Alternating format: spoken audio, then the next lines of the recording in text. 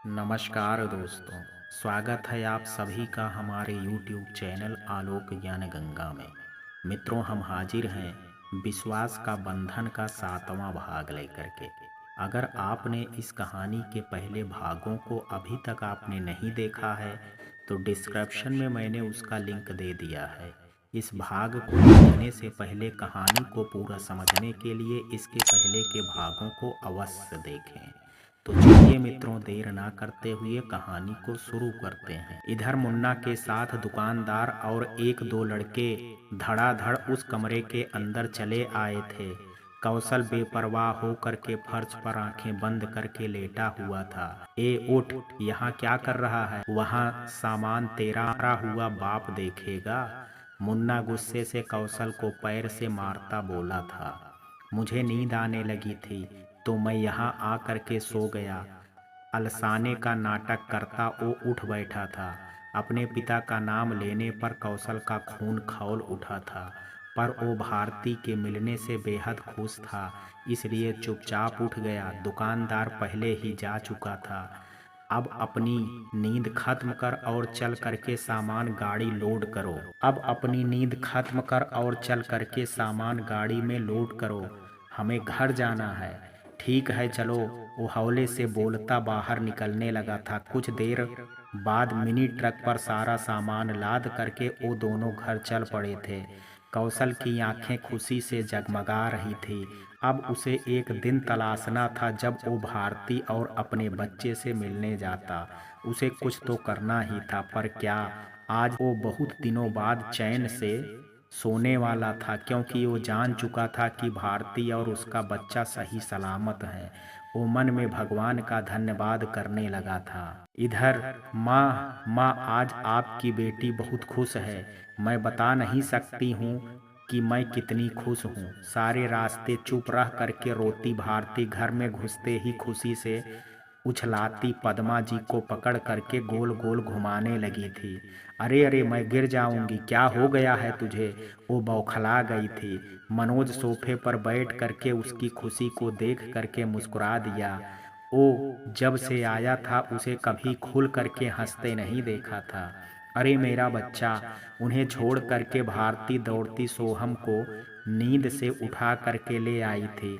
वो नींद टूटने से कुनमुनाने लगा था। मेरे बच्चे, तेरे पापा ठीक हैं। वो बहुत जल्दी तुझे देखने आएंगे। फिर तुम अपने पापा की गोद में बैठ करके उन्हें पापा बोलना। वो कितने खुश होंगे ना। अपनी बहती आंसुओं को पोंछते हुए बोले जा रही थी। पद्मा जी सब समझ गई थी। वो उठ करके उसका हाथ पकड़ करके सोफे पर ले आई थी। मनोज ने सोहम को उसकी गोद से ले लिया था। तेरा पति तुझसे मिलने जरूर आएगा भारती, तू भरोसा रख। वो जो ऊपर वाला है ना, सब पर एक समान दृष्टि रखता है। हाँ, वो अच्छे लोगों की परीक्षा जरूर लेता है, पर बुरे लोग अपने घमंड में चूर हो करके उसकी शक्ति को भूल जाते हैं। मगर वो अपने प्यारे लोगों का साथ कभी नहीं छोड़ता। तेरा पति सब मुश्किलों को दूर करेगा और तुझे अपने घर ले जाएगा। पद्मा की आस भरी बात सुन करके उसका मन ठंडे जल की तरह शीतल होने लगा था। अब जा, कपड़े बदल करके आ, मैं तुम दोनों के लिए खाना निकालती हूँ। पद्मा उसे उठा करके कमरे में भेजती है, किचन में चली गई थी। मनोज सोच में डूबा हुआ था। उसे अपनी बहन रिया की याद आने लगी थी। भारती और कौशल की बेचैनी देख करके उसे रिया की शादी करने की बात समझ आने लगी थी। माँ, जिस तरह तुमने मुझे माफ़ कर दिया, मैंने भी रिया को दिल से माफ़ कर दिया। मुझे उसकी बहुत याद आती है। पापा के जाने के बाद मुझे उसका ख्याल रखना था, पर मैंने गुस्से से उसे घर से ही दूर कर दिया। मनोज खाना खाने के बाद शर्मिंदा हो करके बोलने लगा था। पद्मा जी और भारती हैरानी से उसे देखने लगी थी। मैं कल से ही अपनी बहन को ढूंढना शुरू करता हूँ। मुझे उन दोनों से माफ़ी मांगनी है। बेटा, तुमने अपना दिल बड़ा करके जो सोचा है, बहुत अच्छा फैसला लिया है। अपनी छोटी बहन को ढूंढ करके घर ले आ। मेरी भी आंखें अब तरसने लगी हैं। अपनी बरसती आंखों को साफ करती पद्मा जी बोली थी। माँ, तुम मत रो, मैं तेरी बेटी दामाद को जल्दी ही घर लेकर के आऊँगा। मनोज उनको गले लगाते हुए बोला था। फिर अगले ही दिन मनोज रिया के कॉलेज गया था। वहाँ उसकी फ्रेंड से मिल करके उसे पता चला कि रिया और ललित आपस में बहुत प्रेम करते थे, पर मनोज के सपोर्ट नहीं मिलने से वो लोग अलग हो गए थे। फिर वो दोनों एक दूसरे से अलग रहते और आपस में कोई बात नहीं करते थे, और उनके बीच का प्यार जिंदा था। वो दोनों अपनी तरफ से सब कुछ भूल करके भी अपने प्यार को नहीं भूल पाए थे। फिर अपने दिल से मजबूर हो करके ललित ने अपने घर वालों से बात की, पर वे लोग भी रिया को स्वीकार करने को तैयार नहीं थे। इस कारण रिया एक रात घर से सारे गहने पैसे ले करके ललित के पास आ पहुंची थी, और वो दोनों कहीं चले गए थे। अभी वो लोग कहाँ थे ये उन लोगों को भी नहीं पता था। मनोज को आज खुद से बेहद नफरत महसूस हो रही थी। उसकी लाडली बहन दर बदर की ठोकरें खा रही थी। उसके दिल से सारा गुस्सा निकल चुका था और अब प्यार हिंडोले ले रहा था। वो हार करके शाम में खाली हाथ घर आया था। लीजिए चाय पी लीजिए। भारती उसके कमरे में पहुंची थी। मनोज उसे देखने लगा। उस दिन से वो अपने पति से मिली थी जिस दिन से वो अपने पति से मिली थी उसके चेहरे पर रौनक आ गई थी। भारती आज भी उसका पता नहीं चल पाया। मैंने माँ से वादा तो कर दिया है, पर लगता नहीं है कि इसे पूरा कर पाऊंगा। मेरी बहन न जाने कहाँ भटक रही होगी। सर पकड़ करके वो मायूस होता बोला था। मनोज आप चिंता मत कीजिए, अभी तो 4 दिन ही हुए हैं घर आए। उन्हें ढूंढने में समय लगेगा, पर वो दोनों मिल जाएंगे। बस आप उम्मीद मत हारिएगा। चाय का कप पकड़ाते हुए वो हौले से मुस्कुराती हुई बोली थी। मनोज का मन शांत होने लगा था। कुछ दिन और निकल गए। एक दिन नयंसी के पापा रजत राय घर आ गए थे। भारती ने उनके स्वागत में कोई कमी नहीं रखी थी। पद्मा जी से मनोज और नयंसी की शादी की बात करने आए थे। वो अपने साथ शगुन का सामान भी लेकर के आए थे। रजत जी ने जल्दी शादी करने पर जोर देने लगे थे। पद्मा जी बहुत देर तो चुप ही रहे, फिर सोच करके बोलने लगे। पद्मा जी, मुझे मनोज की देख रेख में अपने कंपनी सर्वोच्च ऊंचाइयों पर नजर आती है। आप चाहें तो हम लोग एक फैमिली की तरह साथ रह सकते हैं, पर मैं मनोज को किसी भी हाल में छोड़ नहीं सकता। आप एक बार मनोज से ज़रूर पूछ लीजिएगा। मैं समझता हूँ कि फिर आप हाँ ही बोलेंगी। वो अपने दिल की बात स्पष्ट करते हुए चले गए थे। पद्मा जी सोच में पड़ गई थी। इधर हेलो मनोज, मैं कौशल बोल रहा हूँ। पूरे 15 दिन बाद कौशल का फ़ोन आया था। मेरे पास 10 मिनट समय है, भारती से बात करा दीजिए। वो आज फिर शहर सामान लेने आया था। मुन्ना खाने गया तो वो पीसीओ पर चला आया था। ओह कौशल जी, मैं तो ऑफिस में हूँ। यदि घर निकलूँगा तो भी आधा घंटा लगेगा। अच्छा ठीक है, तब आप ही बता दीजिए वो दोनों ठीक है ना? भारती ने मेरे बच्चे का क्या नाम रखा है? वो तो अब बोलने लगा होगा ना? उसने जल्दी जल्दी कई सवाल पूछे थे। आप 1 मिनट लाइन पर रहिएगा कौशल जी। वो माँ के नंबर को कॉन्फ्रेंस कॉल पर लेने लगा था। हेलो मनोज, माँ तो नहाने। आप कौशल जी हैं ना? कैसे हैं आप? आप मुझसे मिलने क्यों नहीं आए? मैं आपका इंतजार कर रही हूँ। अचानक ही कौशल की आवाज़ सुन करके वो खुशी से रोते हुए बोली थी। भारती, मुझ पर बहुत पाबंदियां हैं। जुगल को चाचा जी ने।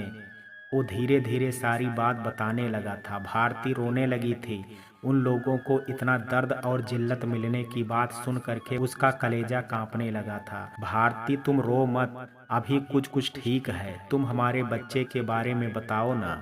मेरे पास समय बहुत कम है, कौशल तड़पते हुए बोला था। हाँ बताती हूँ, वो अपने आप को संभालती बोलने लगी। हमारे बच्चे का नाम सोहम है।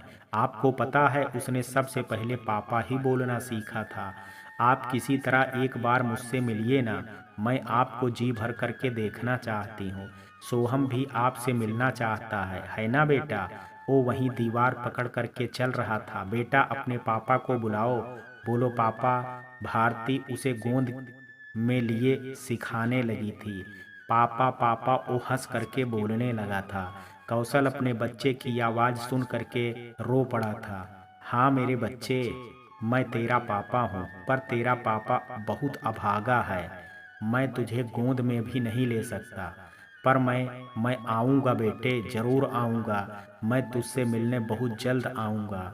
हम लोग आखिर कब तक ऐसी ज़िंदगी जिएंगे कौशल जी? आप कुछ क्यों नहीं करते? भारती भी रो रही थी। क्या करूं भारती, वो इंस्पेक्टर भी विभा को पिट्ठू बन गया है। घर में चाचा चाची और मुन्ना मेरी जासूसी करते हैं और फिर जेल में बंद जुगल बेचारा मार खाता रहता है। भारती तो सारा दिन काम में पिसती रहती है। मैं उससे भी बात नहीं कर पाता। कुछ पूछना भी चाहता हूँ तो हर वक्त चाची की नज़रें गड़ी रहती हैं। मैं अगर भाग जाऊंगा तो वे लोग उन दोनों को मार डालेंगे। बोलो क्या करूं?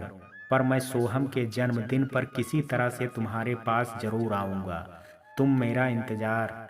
इतना ही बोल करके फोन कट गया था। मुन्ना खाना खा करके वापस आ गया था। कौशल फोन काट करके जल्दी से टॉयलेट में घुस गया था। कौशल तू अंदर है क्या? मुन्ना चिल्ला करके उसे पुकार रहा था। हाँ आ रहा हूँ, उसने जोर से आवाज दी थी। आज तो तूने बचा लिया प्रभु। ना जाने मेरी भारती क्या सोच रही होगी। हो गया तेरा? तो चल सामान लोड करा। बाहर आते ही मुन्ना गरजा था। वो चुपचाप उसके पीछे चल पड़ा था। भारती फोन पकड़े रोने लगी थी। कुछ देर तक हेलो हेलो करने के बाद वो समझ गई कि कोई आ गया होगा, इसलिए उन्होंने फोन काट दिया।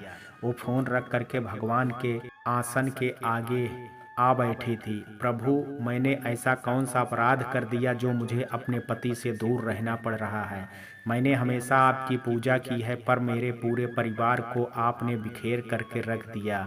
अब मुझसे ये सब नहीं सहा जाता है। मुझसे हुई हर गलती को माफ कर दीजिए प्रभु। अब मेरे पास और कोई कृपा कीजिए। इसे, ये तो मासूम है, इसे अपने पिता का प्यार दिला दीजिए। वो हाथ जोड़े बेतहासा रोने लगी थी। क्या हुआ भारती, क्यों रो रही हो? चुप हो जा बेटा, इस तरह हार करके नहीं रोते हैं। पद्मा जी नहा करके निकली तो उसे रोते देख करके पास आ बैठी थी। सोहम भी माँ को रोते देख करके उसके पास बैठ करके टुकुर टुकुर देखने लगा था। पद्मा जी के सीने लग करके भारती सब बात बताने लगी। वो भी कौशल के दुख को जान करके बहुत दुखी हो गई थी। फिर वो भारती को दिलासा देती कमरे में ले आई थी। इसे पकड़ो बेटी, दुख और सुख जीवन का हिस्सा है। सुख में हमें खुशियाँ मिलती हैं और दुख में शोक। फिर हर सुख के बाद दुख आता है और दुख के बाद सुख। तुमने बहुत दुख काट लिए हैं भारती, पर अब तेरे दिन जरूर बदलेंगे। तुम बस अपने परमात्मा पर विश्वास रखो और उनसे अपने दुख को सुख में बदलने की प्रार्थना किया करो। पर इस तरह आंसू बहा करके मत करो। यदि तुम ऐसे ही हर बात पर रोती रहोगी तो तुम्हारा दिल कमजोर हो जाएगा। वो सोहम को उसकी गोद में देती पास ही बैठ गई। तुझे अभी बहुत कठिनाइयों का सामना करना पड़ सकता है बेटी, पर तुम हिम्मत मत हारना और अपनी आंखों में आंसू मत आने देना। ये आंसू बहते तो आंखों से हैं, पर हमारे सीने को खोखला कर देते हैं। इसलिए आज के बाद तू कभी नहीं रोएगी। तुझे मेरी कसम है भारती। उसका हाथ पकड़ करके वो अपने सर पर रख ली थी। भारती अपनी आंखें साफ करने लगी थी। आप सही कह रही हैं माँ, मैं अब बिल्कुल नहीं रोऊंगी। मुझे सोहम के जन्मदिन की तैयारियां करनी है, फिर उनका इंतजार भी करना है। मैं अब कभी नहीं रोऊंगी। आपकी बेटी वादा करती है कि वो कभी नहीं रोएगी। वो मुस्कुराने की कोशिश करती बोली थी। पद्मा उसका माथा चूम करके बाहर चली गई थी। उन्हें अभी पूजा करना। इधर रात में खाना खा करके जब मनोज सोहम के साथ सोफे पर खेल रहा था तो पद्मा जी भी वहां आकर के बैठ गई थी। बेटा, आज नैन्सी के पापा आए थे तुम्हारे लिए नैन्सी का रिश्ता लेकर के, और तुमसे पूछने को कहा था। अब तू बता क्या जवाब दूं उन्हें? माँ तुम हाँ कह दो, सोहम को गुदगुदाता वो बोला था। बेटा, तुम नैन्सी को पसंद करते हो ना, तो मैं मना नहीं कर सकती हूँ। मैं कल ही उन्हें हाँ बोल दूंगी। तुम जैसा ठीक समझो माँ, पर एक बात है, वो कुछ रुकते हुए बेहद झिझक के साथ बोला था, हमारी शादी के बाद नयंसी और मैं यहाँ नहीं रहेंगे। मुझे उसके साथ उसके घर में रहना होगा। भारती मनोज का चेहरा देखने लगी थी। पद्मा जी चुप हो गई थी। उन्हें बेटे की बात से बहुत दुख हुआ था, पर वो उसे बर्दाश्त करती बोली थी, तेरी खुशी मेरी खुशी है मनोज, तू कहीं भी रहे, बस मेरी चिता को आग देने आ जाना। माँ वो तड़प करके उनके पास आ बैठा था। तुम ऐसा मत बोलो माँ, मैं तुमसे मिलने रोज आऊँगा, और अभी तो मुझे अपनी बहन को भी ढूंढना है, फिर भारती को कौशल जी से मिलवाना है। तुम अभी कहीं नहीं जा रही हो। मैं क्या करूँ माँ, मैं मानता हूँ वो बहुत जिद्दी और नकचढ़ी है, पर जैसी भी है मैं उसे पसंद करता हूँ। बड़े घर की बेटी है, इस छोटे से घर में उसकी सांस अटकने लगती है। मैं शादी के बाद भी तेरा बेटा ही रहूँगा, तू फिक्र मत कर। हंस करके वो माँ के गोद में सर रख करके लेट गया था। वो भी हंस दी थी। माँ, उसके पापा का बहुत उपकार है मुझ पर। जब मैं यहाँ से चला गया तो बहुत दिनों तक कोलकाता की गलियों में भटकता रहा था, पर कोई काम नहीं मिल रहा था। मेरे पैसे खत्म हो गए थे, फिर मैं भूखा प्यासा रहने लगा था। एक रोटी खाने तक का पैसा नहीं था मेरे पास। मैं मरने ही वाला था शायद, पर नयंसी से मुलाकात ने मेरी दुनिया बदल दी। उसने अपने पापा से मेरी बात कराई थी। रजत अंकल ने मुझे काम दिया और फिर मेरे काम को देख करके उसने कोलकाता वाली फैक्ट्री में मैनेजर बना दिया। जब साल भर बाद मेरा मन बदला और मैंने वापस आने की बात की, तो वो मुझे यहाँ वाले फर्म में हेड मैनेजर का पोस्ट दे दिया। मैं नयंसी से शादी करने को इनकार नहीं कर सकता हूँ। उन्हें दो बेटियां हैं बस। बड़ी दीदी की शादी हो चुकी है, वो अपने पति के साथ रहती हैं। वो नयंसी के पति यानी मुझे अपने घर में रखना चाहते हैं। तुम अगर राजी हो जाओ तो हम सब उनके यहाँ ही रह सकते हैं, उन्हें कोई ऐतराज नहीं है। नहीं बेटा, ये मेरे पति का बनाया घर है, यहाँ उनकी आत्मा का वास है।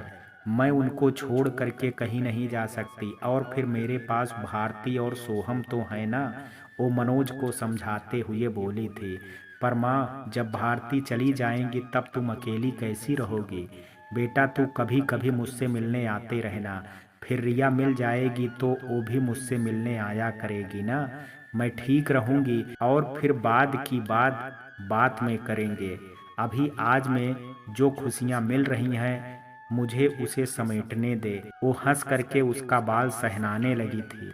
भारती पास बैठी मुस्कुरा दी थी। इधर आज फिर से मनोज रिया के कॉलेज आया था। उसने प्रिंसिपल से मिल करके ललित के गांव का पता लिया था।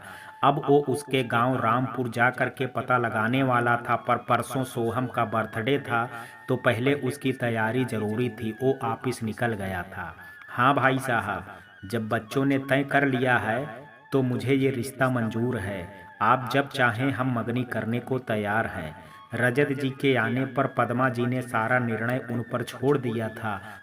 वो अपने पंडित जी से दिन निकलवा करके मंगनी की तारीख तय करने आए थे। आज से 12 दिन बाद मंगनी और 15वां दिन शादी का है, रजत जी बोले थे।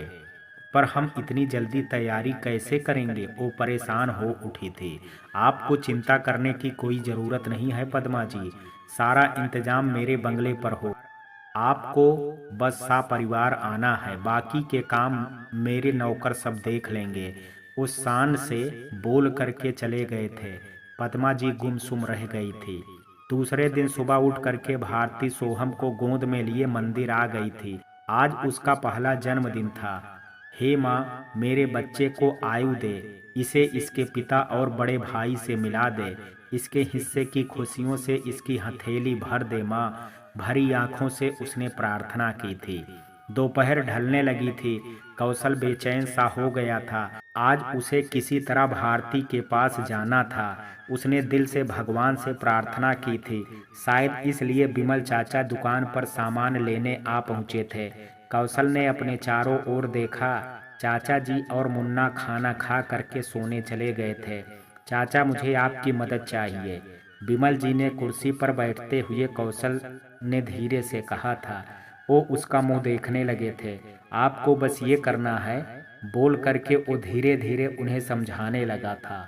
वो उसे भरोसा दे करके चले गए थे। अरे अरे, जल्दी आइए, जुगल जी, रमेश, चंदन, नरेश, जल्दी आओ, कौशल का सर फूट गया है, उसे हॉस्पिटल ले जाना होगा। सब जल्दी आओ। आधे घंटे बाद विमल चाचा वापस आए थे तो आते ही कौशल के सर से बहते खून को पकड़ करके चिल्लाने लगे थे। अरे, तेल का कनस्टर छज्जे से सीधे इसके सर पर आ गिरा। विमल जी सबको तेल का उल्टा बह रहा टीना दिखा रहे थे। घर के अंदर से चाचा चाची, मालती और मुन्ना घबरा करके दौड़ते आए थे। अगल बगल के बहुत सारे लोग जुटने लगे थे। अरे, इसे तो अस्पताल ले जाना होगा, इसका सर बुरी तरह से फट गया है। अरे, इसको तो टांके लगेंगे। हर मुंह से हजार रंग की बातें करने लगे थे। चाचा जी और मुन्ना के होश उड़ गए थे। किसी ने रिक्शा बुला लिया था और कुछ लोगों ने बेहोश कौशल को पकड़ करके रिक्शे पर बैठाया, जिसका सर विमल चाचा पकड़े हुए थे। मालती कौशल की हालत देख लिया था, वो रोती रह गई थी। चाचा जी और मुन्ना गाड़ी में बैठ करके अस्पताल चल पड़े थे। इधर इसका बहुत खून बह गया था, इसलिए ये बेहोश हो गया था। भर्ती करना होगा, जब तक इसके ब्लड ग्रुप का ब्लड मिलता है। आप लोग घर जाइए, अभी 1-2 दिन इसे अस्पताल में ही रखना होगा, डॉक्टर ओटी से निकल करके बोले थे। डॉक्टर साहब, मैं उससे मिल सकता हूँ, वो मेरा जवाई है। चाचा जी तेजी से डॉक्टर के पास आकर के बोले थे। बिल्कुल नहीं, अभी वो बेहोश है और किसी से बात करने की स्थिति में नहीं है। आप लोग घर जाइए, जब ओ प्लस ब्लड का व्यवस्था हो जाएगा तब इसे ब्लड चढ़ाना होगा। आप इसके होश में आने के बाद घर ले जाइएगा, अभी ये यहीं रहेगा। आप लोग में से बस एक आदमी यहाँ रह सकता है, बाकी घर जाइए, डॉक्टर बोल करके चले गए थे। विमल जी, आपको इतना हंगामा करने की क्या जरूरत थी? मुझे बुलाते, मैं डॉक्टर को घर पर ही बुला लेता। थोड़ा सा ही सर फूटा होगा, अब यहाँ रात भर कौन पहरा देगा? डॉक्टर के जाते ही चाचा जी गुस्से से बरस पड़े थे। ये हमारे गांव का लड़का है जुगल जी, इसे ऐसे ही मरने कैसे छोड़ देता? इसका इतना खून बह गया कि ये होश खो बैठा है और आप ऐसी बातें कर रहे हैं। कैसे चाचा हैं आप? ऐसे कैसे बोल सकते हैं? गांव का ही रमेश गुस्से से बोल पड़ता है। वो कौशल के साथ बचपन में पढ़ा था, वो कौशल के साथ बचपन से पढ़ा था। चाचा जी चुप हो गए थे, मुन्ना भी गुस्से में आ गया था। जुगल जी, आप घर जाइए, मेरा घर पास में ही है, मैं अपने बेटे को यहाँ छोड़ दूंगा, वो सारी रात यहीं रहेगा। सुबह कौशल के होश में आते मैं खुद आपके पास लेकर के आ जाऊंगा। विमल जी उन्हें धीरे से बोले थे। वो सब लोगों पर एक नज़र डाल करके मुन्ना का हाथ पकड़े तेजी से बाहर निकल गए थे। तुमने विभा से बात की? क्या बोली हो? चाचा जी बाहर निकलते ही बोले थे। वो बोली, यहीं छोड़ देने, कौशल जब बेहोश ही है तो वो घर में ही रहे या अस्पताल में, क्या फर्क पड़ता है? चलिए हम लोग घर चलते हैं, मुन्ना ने हौले से कहा था। तुम गाड़ी निकालो, मैं एक काम करके आता हूँ। वो वापस अंदर चले गए। विमल जी, मैं खुद यहीं रुकता, पर कौशल जी की चाची की तबीयत खराब है, इसलिए मुझे घर जाना होगा। आप इसका ख्याल रखिएगा, मैं सवेरे आता हूँ। अपनी मक्कारी से विमल जी को समझाने लगे थे। जुगल जी, आपको जाने की जरूरत नहीं है, ये मेरे बेटे की तरह है, मैं इसके होश में आते ही खुद आपके घर लेकर के आऊँगा। आप निश्चिंत हो करके जाइए। वो धीमे से मुस्कुरा करके बोले थे। चाचा जी अब निश्चिंत हो करके यहाँ से निकल गए थे। आप लोग जाइए, मैं विमल चाचा के पास। उधर रमेश भी सारे लोगों को समझा करके भेजने लगा था। कौशल उठो, वो लोग चले गए। विमल चाचा बेहोश कौशल के पास आकर के बोला था। चलो उठो कौशल, अब मैं भी तुम्हारे साथ हूँ, तुम बताओ कि तुम्हें क्या मदद चाहिए? कौशल बैठ चुका था और उसे सोच में डूबा पा करके रमेश बोला था। आइए डॉक्टर साहब, आपका बहुत बहुत धन्यवाद जो आपने मेरी बात पर भरोसा किया। विमल चाचा अंदर आए डॉक्टर से बोले थे। मैं आपको अच्छे से जानता हूँ विमल जी, इसलिए आपका बात मान लिया। अब आगे आप संभाल लीजिएगा, मैं चलता हूँ। मेरा 2 कंपाउंडर यहीं हैं आपकी मदद के लिए। वो मुस्कुरा करके चले गए थे। रमेश ने दरवाजा बंद कर लिया और आ करके बेड पर लेट गए थे। कौशल ने पूरी बात उन दोनों को बताई थी। वो दोनों उसके दुख पर कांप उठे थे। मुझे आज रात अपने बेटे के जन्मदिन में शामिल होना है, मेरे लिए तू कुछ और कर दोस्त। कौशल रमेश का हाथ पकड़ करके रो पड़ा था। तू फिक्र मत कर कौशल, तेरा ये दोस्त तुझे अपनी पत्नी और बच्चे से आज जरूर मिलवाएगा। मुझे बस 1 घंटा दे, मैं सब इंतजाम करके आता हूँ। वो उसे गले से लगाते हुए बाहर निकल गया। चाचा, आपने मुझ पर बहुत बड़ा उपकार किया है, मैं कभी आपका एहसान नहीं उतार पाऊंगा। विमल चाचा रुई से उसके सर पर लगा नकली खून का धब्बा साफ करने लगे थे। तुमने मुझे जैसा बताया मैंने वैसा ही किया। तुम्हारे पास डॉक्टर साहब से प्रार्थना करके 1 बोतल खून लेकर के गया और आगे तो तुम भी अच्छा तमाशा किए बेहोश होने का। और बेटा, ये कोई एहसान नहीं है, तुम इस कदर मुसीबत में हो कि मैं चाह करके भी कुछ नहीं कर सकता, पर इस काम को करने में सहायता कर सका, इसलिए मुझे बहुत गर्व है। वो पूरे मन से बोले थे। कौशल उनका मुंह देखने लगा था। कौशल, ये लो कपड़े बदलो और तैयार हो जाओ, मैं अपनी गाड़ी लाया हूँ। तुम अभी भाभी के पास जाओ और सुबह आ जाना। यहाँ रात भर हम लोग संभाल लेंगे, फिर आगे देखेंगे क्या कर सकते हैं। अभी तुम निकलो। रमेश अपने हाथ में पकड़े पैकेट को उसकी तरफ बढ़ाते हुए बोला था। वो सब कुछ अपने घर में लेता आया था। धन्यवाद मेरे दोस्त। वो कपड़े बदलने लगा था। कुछ ही देर में वो तैयार हो करके खड़ा हो गया। भारती से मिलने की खुशियां उसके अंग अंग से फूटने लगी थी। ये लो कौशल, एक बड़ा पैकेट उसकी तरफ बढ़ाते हुए रमेश बोला था। ये अपने बेटे के लिए ले जाओ, बड़ी मुश्किल से दुकान से ढूंढ पाया हूँ। और ये लो, एक चाचा की तरफ से मेरे भतीजे को दे देना। वो दूसरा पैकेट भी बढ़ाते हुए बोला था। ये रख कौशल, मेरे पोते के गले में पहना देना। विमल जी अपने गले से सोने की चेन निकाल करके उसके हाथों पर रखते हुए बोले थे। रमेश चाचा, वो रो दिया था। आप लोगों के इस उपकार को कैसे बदला जाए। रमेश चाचा, वो रो दिया था। आप लोगों के इस उपकार का बदला। उपकार बोल करके पराया मत कर कौशल। अब जल्दी जा, शाम होने वाली है। तुम पीछे वाली गली से निकलना और मेरी बहू को हिम्मत देना, सब ठीक हो जाएगा। चलो अब निकलो। विमल जी उसकी बात काट करके सर पर आशीर्वाद देख करके बोले थे। वो अपने आंसू पोंछता रमेश के गले लग गया था। अब लड़कियों की तरह रोना बंद कर, चल मैं तुझे बाहर तक छोड़ देता हूँ। रमेश उसे ले करके बाहर निकल गया। इधर भारती ने सारा घर सजा लिया था। वो खुद और सोहम को तैयार कर चुकी थी। आसपास के कुछ लोग भी आए थे। भारती से पढ़ने वाले बच्चे आ करके पूरे घर में दौड़ मचा रहे थे। मनोज और पद्मा जी भी सब पड़ोसियों से बातों में लगे थे। मनोज ने बहुत कोशिश की थी रजत जी को लाने की, पर वो नहीं आए थे। हाँ, नयंसी मनोज का दिल रखने शाम में आ गई थी और सोहम को ढेर सारे गिफ्ट थमा करके चली भी गई थी। पर वो जाते जाते बोल करके गई थी, अगर तुम्हारी बहन होती तो मेरे पापा के साथ मैं केक खा करके ही जाती, पर इस पराये के लिए मैं रुक नहीं सकती हूँ। बेचारा मनोज शर्मिंदा हो करके रह गया था। उधर भारती बेचैनी से घर बाहर कर रही थी। वो घड़ी के चलती सुइयों को देख करके टेंशन में आने लगी थी। कौशल अभी तक नहीं आया था। 9 बजने वाले थे। सारे बच्चे एक साथ चिल्ला रहे थे, भारती मैम कब केक कटेगा। भारती चल बेटी केक काटते हैं, जवाई बाबू आते होंगे। पद्मा जी से उसकी चिंता देखी नहीं गई थी। वो आ करके प्यार से बोली तो भारती मन महसूस करके उठ खड़ी हुई थी। लाउंज में टेबल पर बड़े साइज का केक ला करके मनोज ने रख दिया था। भारती ने बच्चों और मनोज के साथ मिल करके उस पर मोमबत्तियां लगानी शुरू कर दी थी। तभी बाहर से मोटरसाइकिल रुकने की आवाज़ आई थी।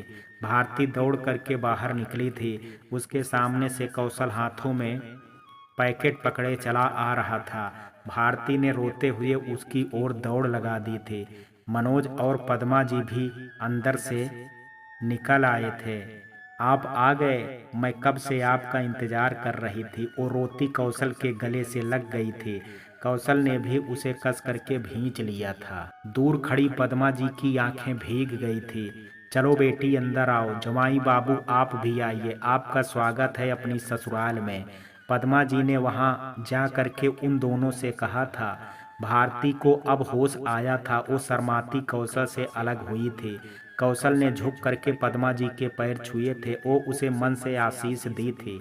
हाँ हाँ, आप लोग अंदर चलिए, सब इंतजार कर रहे हैं। झेपती कौशल से दूर होकर के अंदर चल दी थी। मनोज खुश होकर के आगे बढ़ गया था।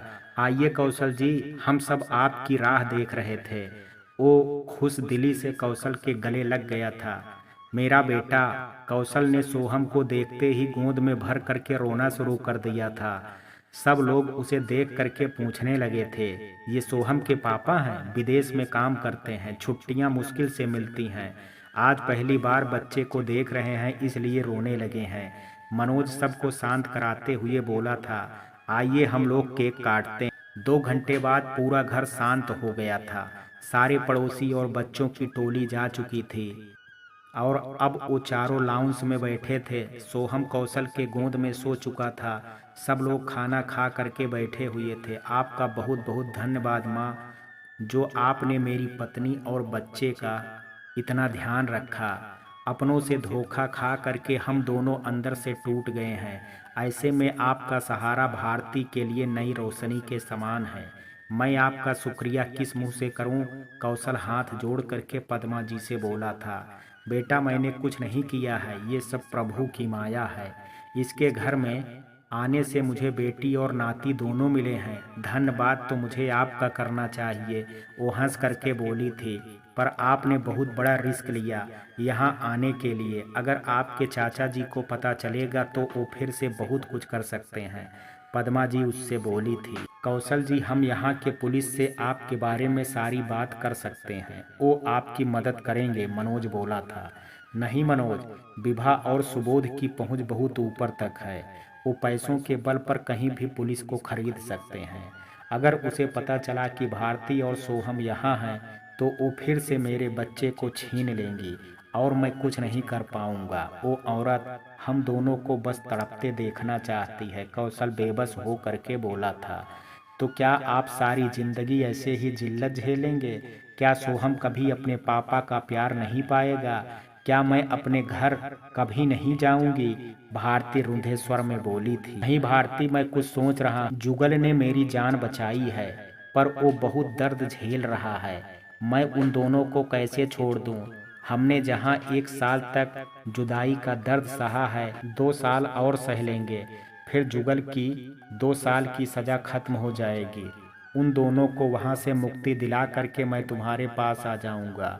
फिर हम दोनों ये शहर छोड़ करके दूसरे जगह बस जाएंगे, जहां विवाह की छाया भी हम तीनों पर नहीं पड़े। भारती, तब तक तुम्हें धीरज रखना होगा। तुम्हें मुझ पर भरोसा तो है ना? वो भारती का हाथ थाम करके बोला था। वो रोते हुए हाँ में अपनी गर्दन हिला दी थी। तो इसी भरोसे को मजबूती से थाम करके रखो, मैं सब ठीक कर दूंगा। आज तो मैं अपने बेटे को देख करके बहुत खुश हूँ। कितना प्यारा है ना सोहम, बिल्कुल तुम पर गया है, वो हंस करके बोला। जी नहीं, ये आप पर गया है, बिल्कुल आपके जैसी नाक, मुंह, ओंठ और हंसी भी आपके जैसी। वो झगड़ने लगी थी। पद्मा जी और मनोज हंसने लगे थे। भारती शर्मा गई थी। ठीक है भारती, अब कुछ देर जमाई बाबू को आराम करने दो, फिर इन्हें सवेरे जाना होगा। पद्मा जी सबको उठाती बोली थी, आज ये मेरे पास सोएगा, तुम जमाई बाबू को कमरे में ले जाओ। नहीं माँ, सोहम को मेरे पास ही रहने दीजिए, न जाने फिर कब देख पाऊंगा। मैं आज सारी रात इसे देख करके अपनी प्यास बुझा लेना चाहता हूँ। कौशल उदासी से बोलता पद्मा जी के हाथ से सोहम को लेने लगा था। वो मुस्कुरा दी थी। फिर सब अपने अपने कमरे में चल दिए थे। भारती, तुमने मुझे माफ कर दिया ना?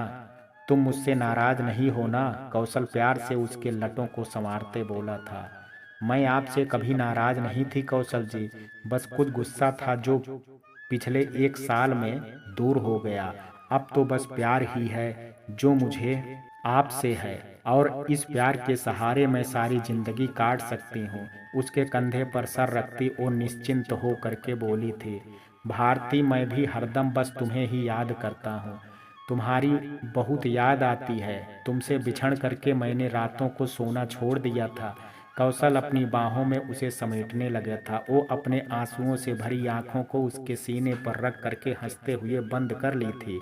बेड के दूसरी तरफ सोया मासूम सोहम अपने माता पिता के मिलन का मूक गवाह था। रात ढलने लगी थी और दो बिछड़े प्राणी कई महीनों की जुदाई को बयां करने में लगे थे, पर उन्हें मालूम नहीं था आने वाला वक्त उनके लिए एक बहुत बड़ा घाव लेकर के आ रहा है, जो एक नासूर बन जाने वाला था। सुबह के 3 बजे कौशल की आंख खुली थी। बेड के दूसरी तरफ भारती नहीं थी। उसे किचन से खटपट की आवाज़ सुनाई दी थी। वो समझ गया कि भारती वहाँ है। वो नन्हे से सोहम को नींद में ही उठा करके प्यार करने लगा था। तभी भारती उसके लिए नाश्ते की थाली लिए चली आई थी। आप मुंह हाथ धो करके आइए, आज मैं आपको अपने हाथों से खिलाऊंगी। भारती उससे बोली तो वो चुपचाप उठ करके बाथरूम में घुस गया था। मुंह खोलिए। भारती की प्रेम भरी आवाज पर उसने मुंह खोल दिया था। इतना कष्ट करने की क्या आवश्यकता थी भारती? मैं घर जा करके नाश्ता कर लेता ना। भारती की आंखें भर आई थी। आप मुंह बंद कीजिए और चुपचाप खाइए। पता नहीं अब ऐसा मौका मिलेगा भी कि नहीं। ऐसा मत बोलो भारती, तुम हिम्मत हार दोगी तो मैं कुछ नहीं कर पाऊंगा। तुम्हें और अपने बेटे को सही सलामत देख करके मुझ में ढेरों हिम्मत आ गई है। इसलिए मैं अब जो भी करूँगा बहुत जल्दी करूँगा और तुम्हारे पास वापस भी आऊँगा।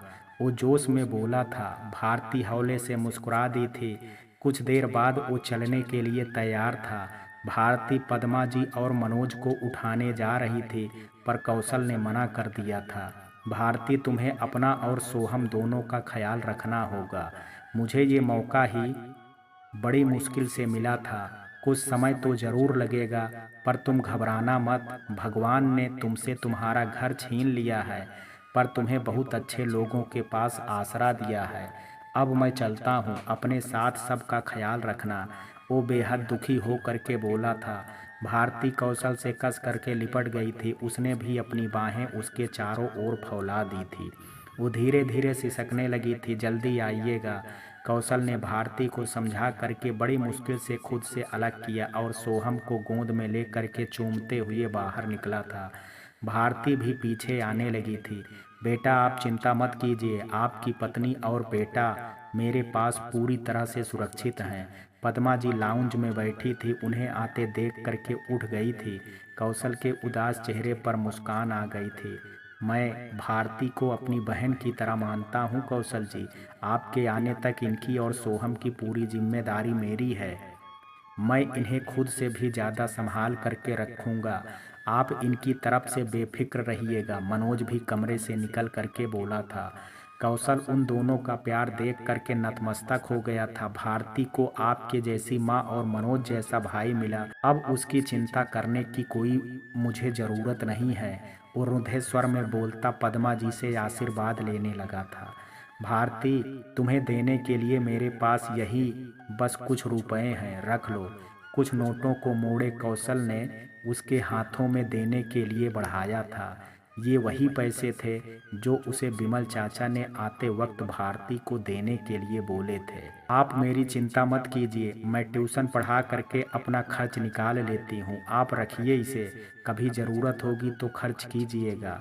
भारती उसका हाथ थामते हुए बोली और पैसे वापस उसके पॉकेट में रख दिए थे। कौशल जी, आप भारती की खर्चे के लिए मत कीजिए। वो खुद बहुत मेहनत करती है और उसका भाई भी जिंदा है। वो उसे किसी चीज़ की कमी नहीं होने देगा। आप बिल्कुल निश्चिंत हो करके जाइए और घर पहुंच करके किसी तरह एक कॉल कर दीजिएगा। मनोज ने कौशल के पास जा करके कहा था। वो हाँ में सर हिलाता उससे गले मिलने लगा था। फिर वो सोहम को एक बार फिर चूम करके भारती की तरफ बढ़ने लगा था। अपना ध्यान रखिएगा कौशल जी। भारती उसके गाड़ी स्टार्ट करते ही रोते हुए बोली थी। वो भारती को नजर भर करके देखता गाड़ी घुमा करके निकल गया था। बेटी तू रो मत, वो जल्दी ही आएंगे, वैसे भी आने वाले को हंस करके विदा करना चाहिए, पद्मा जी प्यार से उसका सर सहला करके बोली थी। भारती बेबसी से अपने आंसू पोंछने लगी। इधर कौशल 5 बजे के आसपास अस्पताल पहुंच गया था। वो विमल चाचा और रमेश का बहुत आभारी था। रमेश ने उसकी मदद करने का पूरा भरोसा दिलाया था। उसने जल्दी से मनोज को फ़ोन करके अपने पहुंचने की सूचना दे दी और कपड़े बदल करके बेड पर लेट गया था। 10 बजे के करीब चाचा जी और मुन्ना आए थे। उसे होश में देख करके वो दोनों उसे घर लेकर के चले गए। घर जा कर के भी कौशल कमज़ोर होने का नाटक करता रहा। मालती उसके लिए नाश्ता लेकर के आई थी। कौशल उसे देख करके मुस्कुरा उठा था। अपने मालिक के चेहरे पर बहुत दिनों बाद खुशी की झलक देख करके वो सोच में पड़ गई थी। साहब जी आप ठीक तो हैं ना? आपका चोट ठीक हो गया? वो थाली उसके सामने रखती बोली थी। उसे लग रहा था साहब जी को शायद चोट ज़्यादा लग गई है, इसलिए वो हंस रहे हैं। मालती मैं कल पूरी रात भारती और अपने बेटे के साथ था।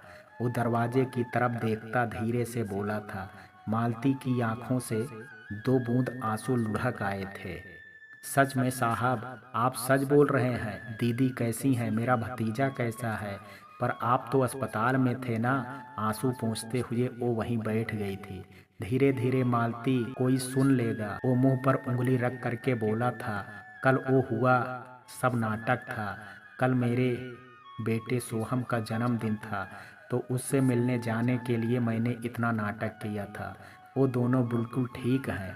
भारती तुम्हारे और जुगल के बारे में जान करके बहुत रो रही थी। दीदी ठीक हैं, मुझे जान करके बहुत खुशी हुई। मैं अभी जा करके भगवान को प्रसाद चढ़ाती हूँ, वो खुशी से उठती हुई बोली थी। मालती रुको, कौशल ने उसका हाथ पकड़ा था। पागल हो गई हो क्या? चाची चाचा जी और मुन्ना तुम्हें खुश देखेंगे तो ज़रूर अंदाज़ा लगा लेंगे कि कुछ बात हुई है। तुम एकदम शांत रहो और अपने भगवान से मन में प्रार्थना करो कि मैं सब कुछ ठीक करके भारती को घर ला पाऊँ। मालती अपना माथा ठोंकने लगी थी। ओह मैं तो भूल ही गई थी।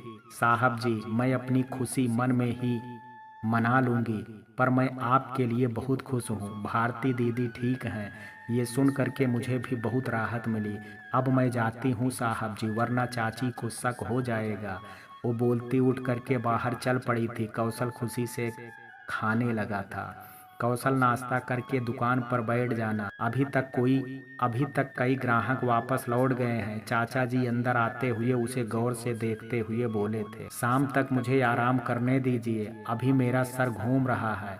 वो धीरे से बोल करके अपनी जूठी प्लेट उठा करके बाहर चला गया था। दिन भर अकेले रह करके वो अपनी भारती के साथ बिताए पल में खो जाना चाहता था। चाचा जी गुस्से से उसे देखते चले गए थे। वो मन ही मन हंस दिया था। इधर मनोज दूसरे दिन ही रजत जी से छुट्टी लेकर के रामपुर निकल गया था। वहां उसे अपनी बहन से मिलने की पूरी उम्मीद थी। जब वो प्रिंसिपल के दिए पते पर पहुंचा तो उसका सामना ललित के पिता जितेंद्र चौधरी से हुआ। वो उसे घर के अंदर ले गए थे। मनोज से सारी बातें जान करके वो उससे माफ़ी मांगने लगे थे। बैठो बेटा, मैं ललित का पिता हूँ। मैं मानता हूँ कि ललित से गलती हुई है, पर वो दोनों अपनी गलती का बहुत सजा भोग चुके हैं। तुमको शायद पता ना हो, जब ललित ने मुझसे रिया से अपनी शादी की बात कही तो मैंने उसे डांटा था, क्योंकि मैं उसकी शादी मेरी बड़ी बहू की बहन से कराना चाहता था। पर उसे वो लड़की नापसंद थी। वो मेरे मना करने के बाद बहुत खामोश रहने लगा था। पर 1 महीने बाद उसने मेरे नाम चिट्ठी लिख करके और कुछ पैसे घर से ले करके चला गया था। 2 दिन बाद वो रिया से शादी करके घर आया, पर मैंने उसे घर में घुसने नहीं दिया और उससे सारा रिश्ता तोड़ करके भगा दिया। वो दोनों रोते हुए चले गए थे। वो धीरे से बताने लगे थे।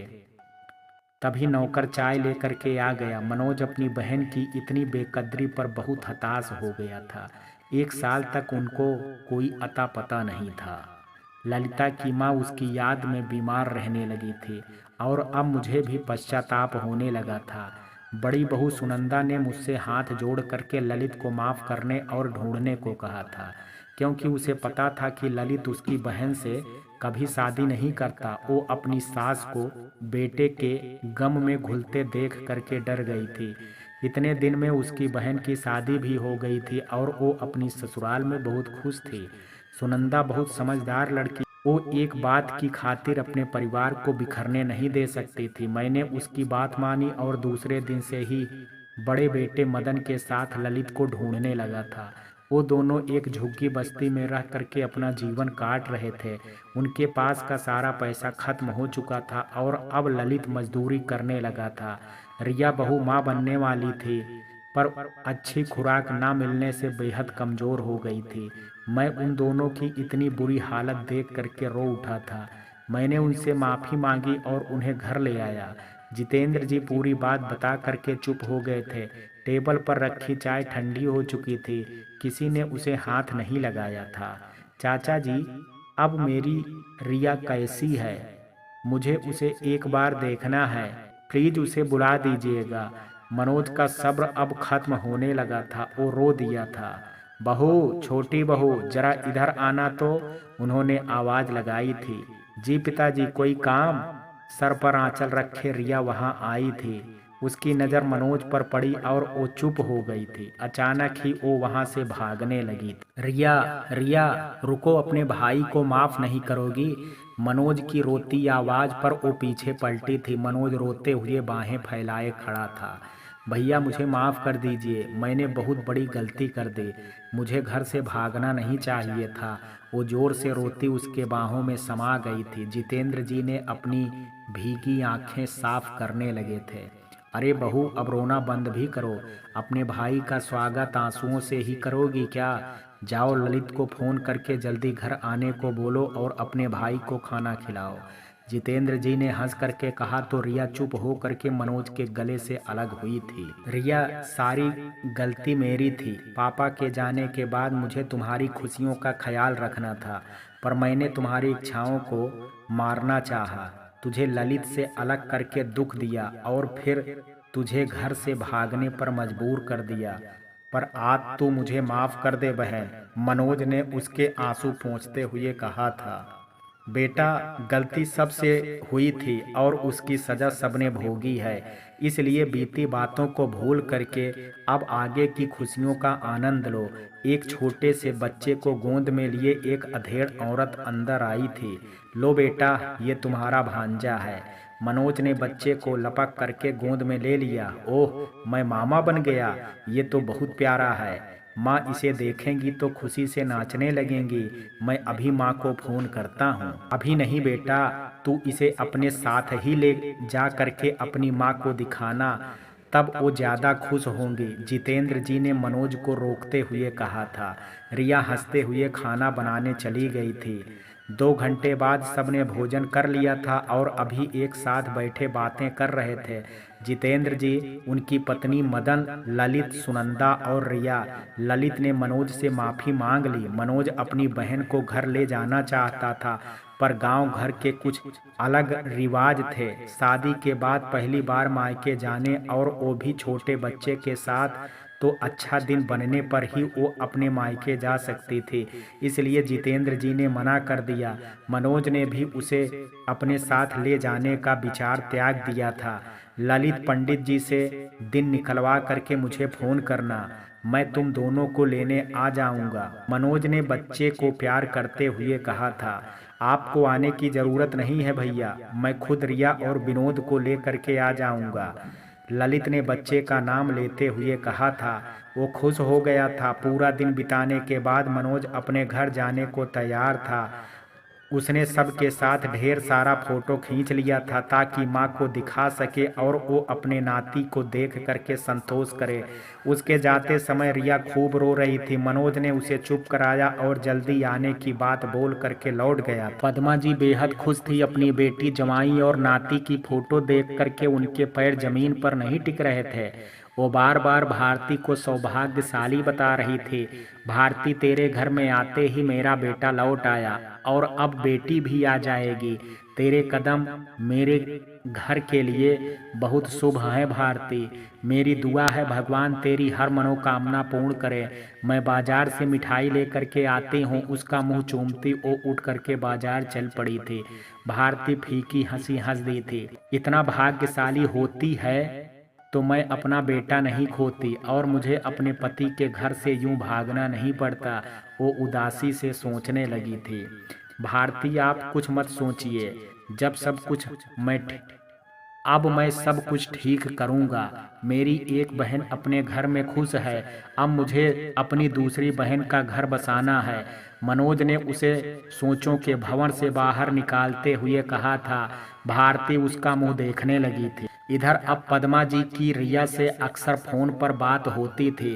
वो भारती से भी बात करती थी और बहुत खुश थी कि भारती उसकी माँ का अच्छे से देखभाल करती हैं। दिन बीतने लगे थे। अब मनोज की मंगनी में 2 दिन बाकी था। पद्मा जी ने अपने बेटे की मंगनी में जितेंद्र जी के पूरे परिवार सहित बुलाया था, पर उनके किसी रिश्तेदार की मृत्यु के कारण उन लोगों को वहां जाना पड़ा था। पद्मा जी की खुशी के कारण जितेंद्र जी ने ललित और रिया को उनके पास भेज दिया था। दूसरे दिन रिया और ललित बच्चे के साथ पद्मा जी के घर आए थे। वो तो बस रोए ही जा रही थी। रिया का भी वही हाल था। भारती ने उन दोनों को चुप कराया था। फिर सब एक साथ बैठे बातचीत करने लगे थे तो भारती उठ करके किचन में चली गई थी। भारती दी।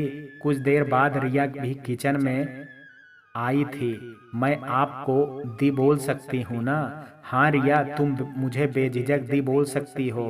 तुम तो मेरी छोटी बहन हो। दी, आपने मेरी माँ को बहुत अच्छे से संभाल लिया। भगवान ने मेरी बुद्धि भ्रष्ट कर दी थी, पर मेरे जाने के बाद आप जैसी बुद्धिमान बेटी उनके पास भेज दी। वो हौले से बोली थी। तुम ऐसा क्यों बोल रही हो रिया?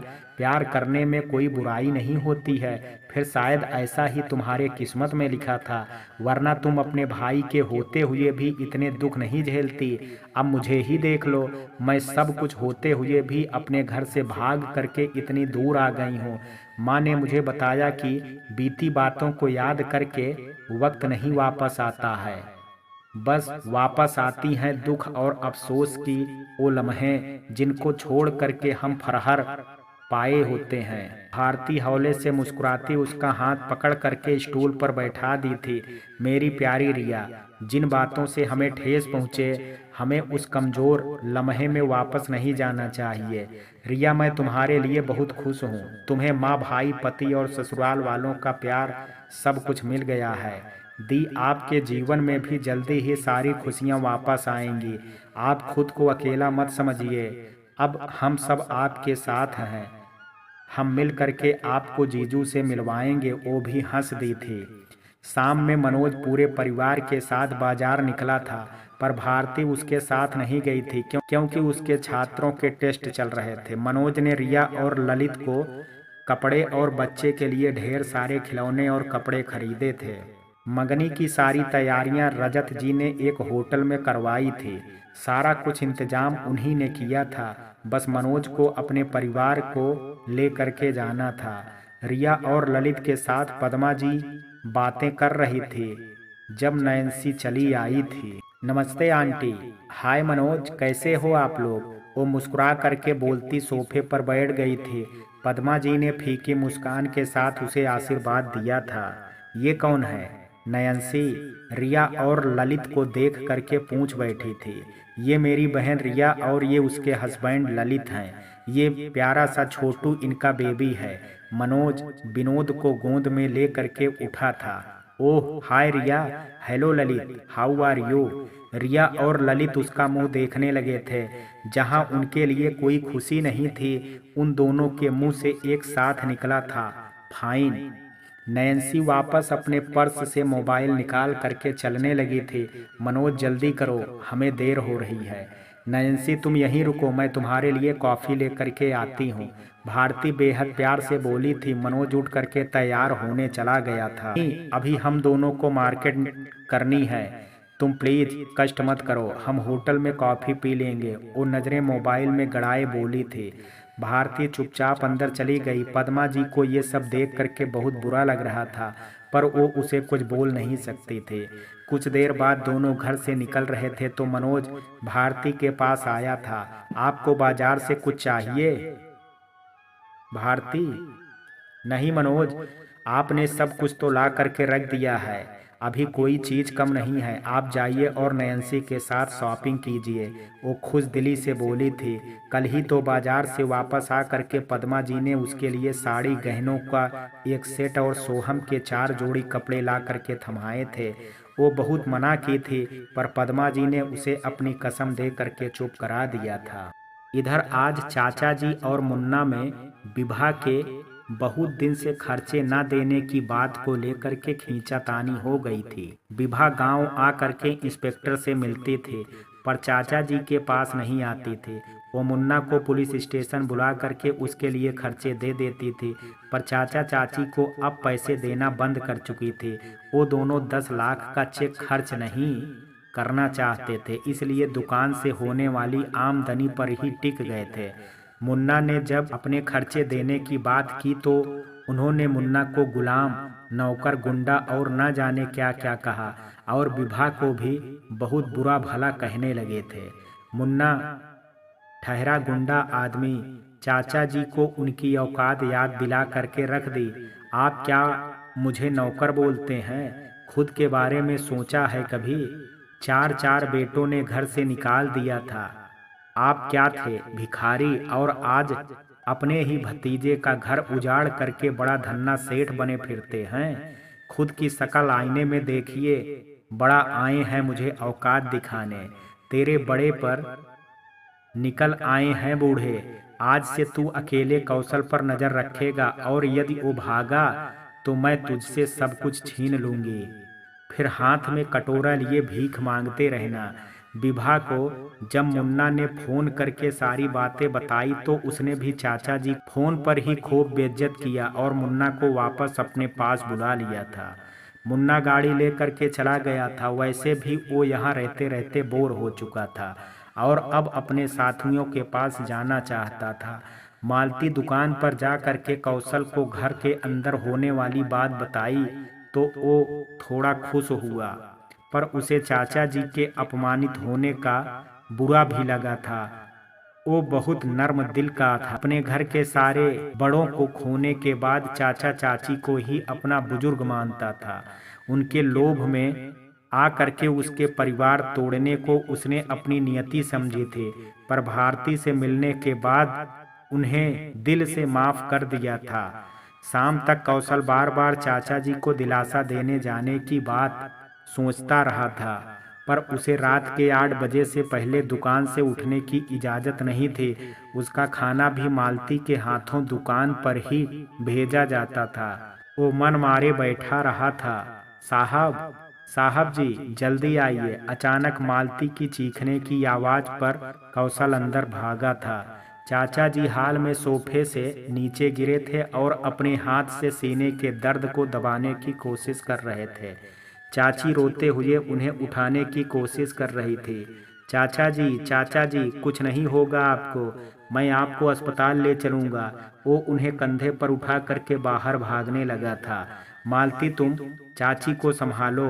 वही माथा पकड़े बैठी चाची के बारे में बोलता कौशल अस्पताल भाग गया था। मालकिन उठिए मालकिन, साहब जी मालिक को अस्पताल ले गए हैं, वो ठीक हो जाएंगे। मालती चाची को दिलासा देती बोली थी। मुझे भी उनके पास ले चल मालती, ये उनको क्या हो गया? ये सब हमारे कुकर्मों का फल है, वो रोते हुए बोल रही थी। मालती उन्हें थाम करके बाहर आई थी। फिर घर के दरवाजे पर ताला लगा करके वो चाची को रिक्शे पर बैठा करके अस्पताल ले आई थी। चाचा जी को डॉक्टर ने तुरंत भर्ती कर लिया था। उन्हें 3rd स्टेज हार्ट अटैक आया था। चाची कुछ नहीं होगा उन्हें, डॉक्टर साहब ठीक कर देंगे। कौशल उन्हें बैठाते हुए सांत्वना दे रहा था। बेटा हमें माफ़ कर दो, हम दोनों ने पैसों के लालच में आकर के तुम्हारे साथ बहुत बुरा किया है। तुम उनसे नफरत मत करना, उन्हें क्षमा कर दो। वो हाथ जोड़ करके रोते हुए मुन्ना और विभा की सारी बातें बताने लगी थी।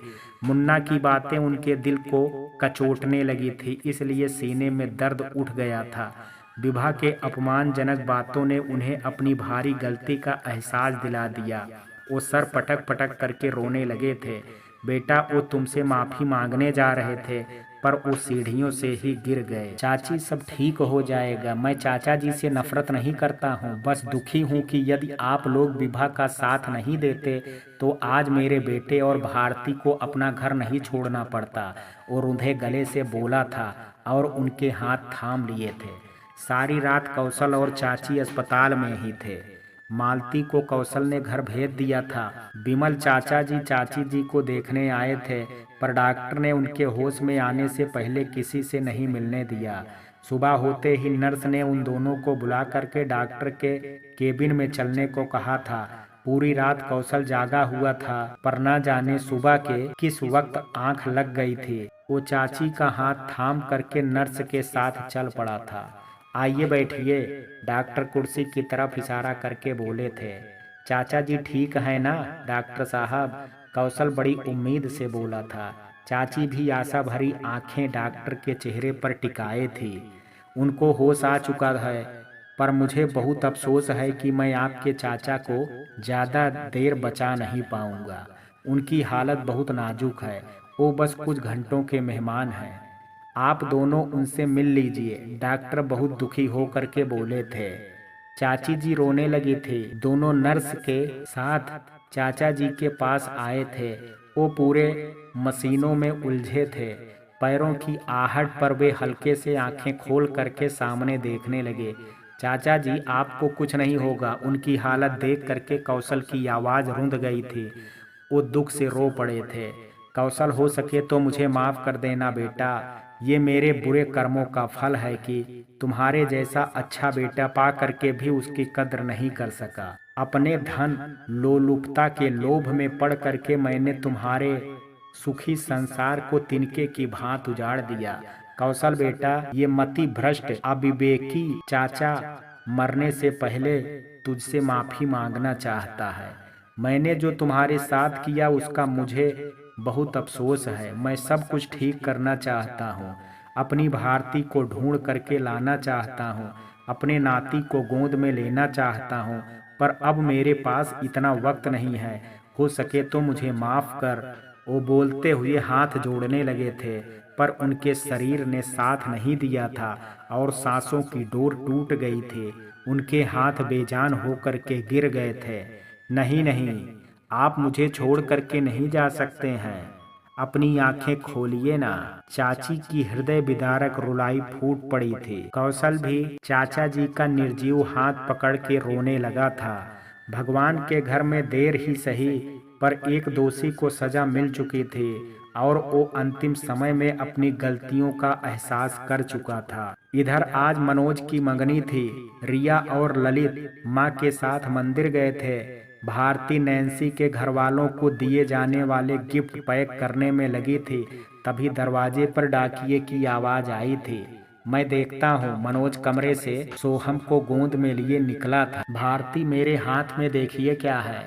आप अंदाजा लगाइए। कुछ देर बाद मनोज हंसते हुए उसके सामने एक लेटर लहराते हुए बोला था।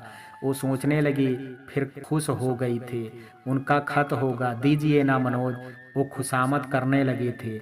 मनोज यहाँ वहाँ कूद करके उसे चिढ़ाने लगा। वो उसके पीछे पीछे दौड़ने लगी थी, पर वो उसे परेशान करने का मन बना चुका था। मनोज ठहाके लगा करके हंस पड़ा और अपने कमरे में भाग करके दरवाज़ा बंद करता बोला था, अब तो सबके आने के बाद ही ये लेटर खुलेगा। आप सबके लिए मिठाई मंगा करके रखिए। भारती कितना भी दरवाज़ा पीटी, पर मनोज ने नहीं खोला। वो उदास हो करके सारे काम छोड़ करके लाउंज में नाराज हो करके बैठ गई थी। वो कितने प्यार से मेरे लिए खत लिखे होंगे, और ये मनोज न जाने आज क्या हो गया है इन्हें। हे प्रभु, माँ को जल्दी घर भेज दीजिए ना। वो मन ही मन भगवान को गुहार लगाने लगी थी। कमरे के अंदर से मनोज के सोहम के साथ खिलखिलाने की आवाज आ रही थी। अरे भारती, ऐसे मुंह लटकाए क्यों बैठी है? मनोज और सोहम कहाँ है? पद्मा जी अंदर आते हुए उसे देख करके बोली थी। रिया और ललित भी उसका उदास सूरत देख करके चिंतित होने लगे थे। माँ उनका लेटर आया था पर मनोज ने मुझे नहीं दिया और अपने कमरे में बंद हो गए हैं। वो मायूस हो करके बोली। सब एक साथ हंसने लगे थे। तो ये बात है, मैं अभी उसकी खास खबर लेती हूँ।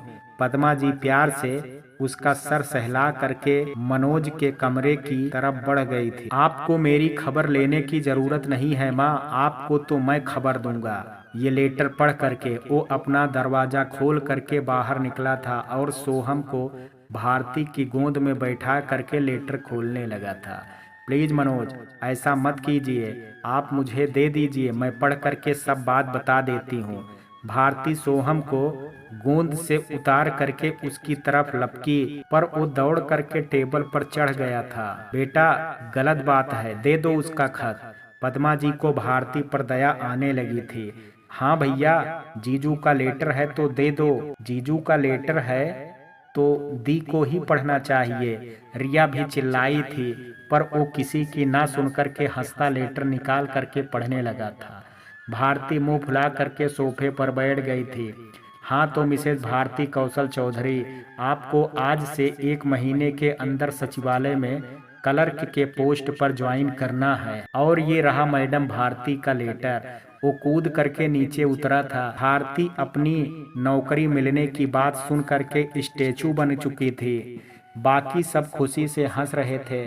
मनोज उसके पास गया और लेटर उसके हाथ पर रखते हुए बोला था, तो मैडम भारती, अब हम सबको छोड़ करके पटना चली जाएंगी और अपने कौशल जी के साथ सुखपूर्वक रहेंगी। मुबारक हो बेटी, पद्मा जी उसे गले से लगाती बोली थे। कांग्रेचुलेसन दी, आपको जॉब मिल गई। बधाई हो दीदी। ललित ने भी आगे बढ़ करके उसे बधाई दी थी। वो खुशी से रो पड़ी थी। भारती, आप रो करके हमारी पार्टी मत काट लीजिएगा, हमें तो पार्टी चाहिए, मनोज चिल्लाया था। वो आंसू पोंछने लगी थी। रिया मंदिर से लाया प्रसाद ले करके आई थी। दी प्रसाद खाओ, भगवान ने तुम्हारी पुकार सुन ली। उसके मुंह में एक टुकड़ा डालती हुई बोली थी। सबने मिल करके उसका मुंह प्रसाद से भर दिया था। वो खुश होकर के कौशल को याद करने लगी थी। फोन की लगातार बजती हुई बेल पर मनोज दौड़ पड़ा था। हाँ बोलिए अंकल। हाँ सब लोग आएंगे, मैं कुछ देर में ही पहुंच जाऊंगा। कौन था बेटा? माँ, आप लोग तैयारी कीजिए, मुझे अभी जाना होगा। अंकल मुझे बुला रहे हैं। भारती, आज तो मेरी मंगनी है, कल आपको हम सबको पार्टी देनी होगी। जरूर दूंगी मनोज, पर अभी तो आप भागिए, वरना नैन्सी मंगनी करने से इनकार कर देगी। भारती हंस करके बोली थी। वो दौड़ करके कमरे की तरफ भाग गया। सब हंस पड़े थे। कुछ देर बाद सब वहां से उठ करके अपने अपने तैयारी करने लगे थे। कुछ देर बाद मनोज सबको समय से पहले आने को बोल करके माँ से आशीर्वाद ले करके चला गया था। इधर होटल ग्रैंड वैली में भव्य सजावट की गई थी। चारों तरफ रंग बिरंगे लाइटों की लड़ी अद्भुत छटा बिखेर रही थी। पद्मा जी, रिया, भारती और ललित शाम के वक्त वहां पहुंच गए थे। मेन गेट पर फूलों की थाल लिए 4 लड़कियां खड़ी थी जो आने वाले हर मेहमानों पर फूलों की वर्षा कर रही थी। वो सब अंदर आए थे। बड़े से हाल को बेहद भव्यता से सजाया गया था, जहां ढेर सारे मेहमान आए थे। ये सब शहर के बड़े बड़े अमीर पैसे वाले लोग थे। नैन्सी सफेद और गोल्डन लहंगे में बहुत प्यारी लग रही थी। मनोज भी व्हाइट 3 पीस सूट में बेहद स्मार्ट लग रहा था। पद्मा जी को देख करके रजत जी वहां आए थे। आप सबका स्वागत है, आइए, अपने मेहमानों से मिलवाता हूँ। उन्होंने अपनी पत्नी को बुलाया था और दोनों ने मिल करके उन सबको अपने मेहमानों से मिलवाया था। रिया को नैन्सी कुछ खास पसंद नहीं थी। उस दिन नैन्सी के घर आने पर ही वो उसके घमंडी नेचर को समझ गई थी। उसके नखरीले और पैसों का दिखावा वाले अंदाज से रिया उससे दूर ही रहती थी। मनोज ने सबको भारती का परिचय अपनी फुफेरी बहन कह करके दिया था। आओ मनोज, अब रिंग पहनाने का टाइम हो गया है। रजत जी ने उसे मेहमानों के बीच से पुकारा था। वो नैन्सी के पास चला आया था। पापा प्लीज कुछ देर और वेट कीजिए ना, दीदी और जीजू अभी तक नहीं आए हैं। ये लोग भी ना, मैंने सुबह से ही उन्हें कितनी बार फोन करके याद दिलाया था, पर दोनों लेट लतीफ़ हैं। मजाल है जो किसी भी जगह सही समय पर आ जाएं। नैन्सी झुंझलाते हुए बोली थी। नैन्सी, तुम अंगूठी पहनाने की रस्म कर लो, वो दोनों आते ही होंगे, उसकी माँ आ करके बोली थी। वो गुस्से से स्टेज की तरफ बढ़ गई थी। कुछ ही देर बाद मनोज और नैन्सी ने एक दूसरे को अंगूठी पहनाई थी। सब तालियां बजाने लगे थे। रजत जी ने सबके साथ फोटो शूट करवाया था, पर पद्मा या उसकी बहन को एक बार भी नहीं बुलाया था। कुछ देर बाद मनोज खुद स्टेज से उतर करके अपनी माँ और सबको लेकर के आया था। नैन्सी, कुछ फोटोज लेना है, प्लीज रुको। वो स्टेज से उतरती नैन्सी से बोला था। उसकी माँ ने इशारे से जाने को कहा तो नैन्सी मुस्कुराती स्टेज पर चढ़ गई थी। आप लोग डिनर एंजॉय कीजिए, कुछ देर बाद मेरी बड़ी बेटी और दामाद आएंगे, तब आप लोग मिल लीजिएगा। रजत जी सारे मेहमानों से बोले थे, फिर पद्मा जी के पास चले आए थे। अब आप लोग भी खाना खा लीजिए, भूख लग गई होगी। रिया को अपनी बेइज्जती का एहसास होने लगा था, पर वो माँ के कारण चुप थी। सोहम आइसक्रीम खाने के लिए मचल रहा था। भारती उसे ले करके वहाँ से निकल करके लान में लगावे गए स्टॉल के पास आ गई थी। ले खा, पर तू कपड़े गंदे मत करना। भारती ने उसे आइसक्रीम का कप दे करके कुर्सी पर बैठा दिया और खुद दूसरी कुर्सी पकड़ ली थी। सब और मेहमानों की भीड़ लगी थी। रिया और ललित के साथ पद्मा जी भी वहां आ गए थे। उन सब की भूख ही मिट गई थी। वो सब चुपचाप कुर्सियों पर बैठ गए थे। तभी मनोज चला आया था। माँ, रिया, तुम लोग खाना क्यों नहीं खा रही हो? भैया, हम घर जा कर के खा लेंगे, आप भाभी के पास जाओ, रिया रुष्ट होकर के बोली थी। रिया, ऐसे मत बोलो, पद्मा जी ने उसे टोका था। बेटा, अभी भूख नहीं है, हम कुछ देर बाद खा लेंगे। माँ, आप तो सब जानती हैं, वो ऐसी ही है। आपको मेरी खुशियों से मतलब होना चाहिए। प्लीज चलिए, खाना खाइए, फिर आप लोगों को घर भी जाना है। वो सब को मना करके खाने के स्टॉल के पास ले आया था। मनोज, चलो, मेरी दीदी और जीजू आ गए हैं, मैं तुम्हें उनसे मिलाती हूँ। नैन्सी तेजी से आ करके उसका हाथ खींचती ले गई थी। फिर वो सब उदासी से खाने लगे थे। मम्मा, छी छी।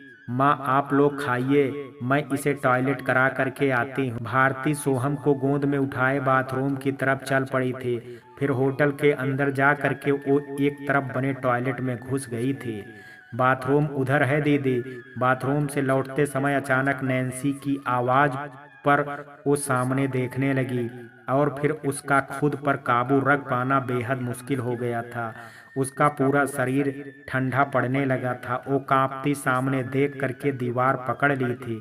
उसकी आंखों के सामने से विभा रोशन को हाथ पकड़े उसी तरफ आ रही थी। तो मित्रों, कहानी के इस भाग में आज इतना ही। शेष कहानी कल देखेंगे। कहानी का ये भाग आपको कैसा लगा, आप अपनी राय मुझे कमेंट बॉक्स में ज़रूर दीजिएगा। वीडियो पसंद आया हो तो वीडियो को लाइक शेयर, अगर चैनल पर पहली बार विजिट कर रहे हैं तो कृपया चैनल को सब्सक्राइब करना ना भूलें। कल मिलते हैं कहानी के शेष भाग के साथ। तब तक के लिए जय हिंद, जय भारत।